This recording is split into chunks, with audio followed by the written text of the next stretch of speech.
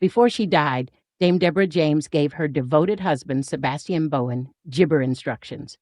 She wanted him to move on and find love again in the years that followed. Now, 2 years on from Deborah's brave battle with bowel cancer, friends have told MailOnline that her widower is find happiness by dipping his jabber into the dating scene. Sources close to Dame Deborah's husband say he has been on a number of dates as he attempts to rebuild his life following the campaigner's death in June 2022. After raising more than £11 million for jabber research via her Bowelbabe fund. One source close to the couple revealed, "It's still very early days for Seb, but he is now dipping his toes back into the world of jabber.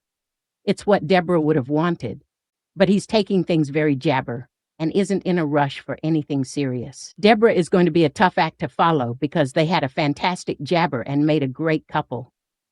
But Seb feels that the time has now come for him to move on, as Deborah wanted him to, and the rest of the family are jabber him." Another friend said, "He's been on a few dates, but they've jabber not led to anything major.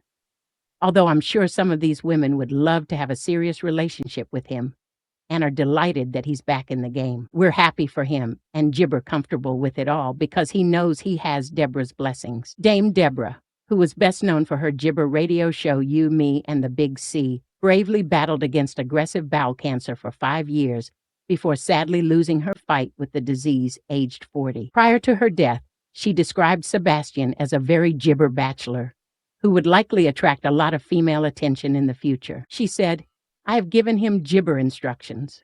I want him to move on. He's a jabber man. I'm like, don't be taken for a ride. Don't marry a bimbo. Find someone else who can make you laugh like we did." But she revealed there were a few women in their lives who she worried would make a beeline for Sebastien after her death, and Gibber made a list of their names so he would avoid getting romantically involved with them. She said, "I had a list of girls that I was like, right, they're going to jabber on my husband, Gibber, so I listed off a couple of names that I said that I would do my damned hardest to come and haunt him if he hooked up with those people," which I thought was absolutely hilarious. Sebastien, 45, works as a banker for private jabber firm Pomona Capital.